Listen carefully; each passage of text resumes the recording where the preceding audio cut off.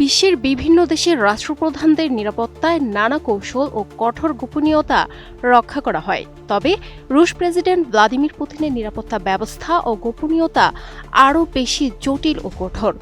সম্প্রতি পুতিনের নিরাপত্তা ব্যবস্থা নতুন করে আলোচনায় এসেছে মার্কিন প্রেসিডেন্ট ডোনাল্ড ট্রাম্পের অদ্ভুত কাণ্ডের পর। ইরানের হামলার আশঙ্কায় তুরস্কের ন্যাটো সম্মেলন থেকে খাবারের গাড়িতে করে পালিয়ে ভিন্ন বিমানে দেশে ফেরেন ট্রাম্প। মার্কিন নেতার এমন গোপন তৎপরতাকে রুশ অনুসন্ধানী সাংবাদিক মিখাইল রুবিন ছেলেখেলা বলে বর্ণনা করেছেন। ট্রাম্পের সাথে তুলনা করেন পুতিনের নিরাপত্তা ব্যবস্থাকে।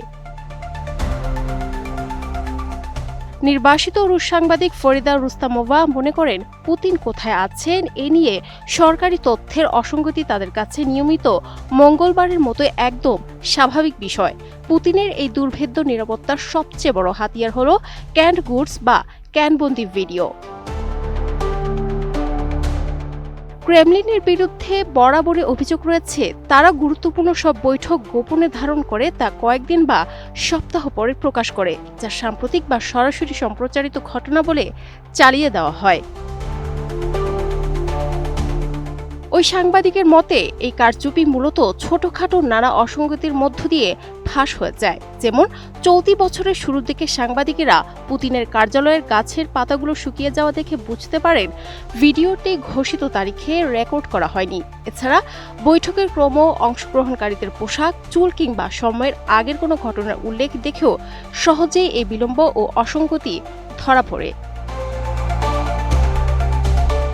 পুতিনের সঠিক অবস্থান নিয়ে বিভ্রান্তি তৈরিতে রয়েছে আরও অভিনব ও সুনির্দিষ্ট কিছু কৌশল। বিভিন্ন শহরের একাধিক বাসভবনে তার জন্য একদম হুবহু একরকম কার্যালয় তৈরি করা আছে, যা দেখে আসল স্থান শনাক্ত করা কঠিন হয়ে পড়ে। তবে দরজার হাতল কিংবা দেয়ালের জোড়া লাগার রেখার মতো ক্ষুদ্র বৈশিষ্ট্য বিশ্লেষণ করে কখনো কখনো সাংবাদিকেরা আসল স্থান শনাক্ত করার চেষ্টা করেন। অন্যদিকে নজরদারি এড়াতে তিনি সাজোয়া প্রেসিডেন্ট ট্রেন ব্যবহার করেন। সাধারণ যাত্রীবাহী ট্রেনের মতো দেখতে এই বিশেষ ট্রেনে জিম, স্পা এবং নিরাপদ যোগাযোগ ব্যবস্থা রয়েছে।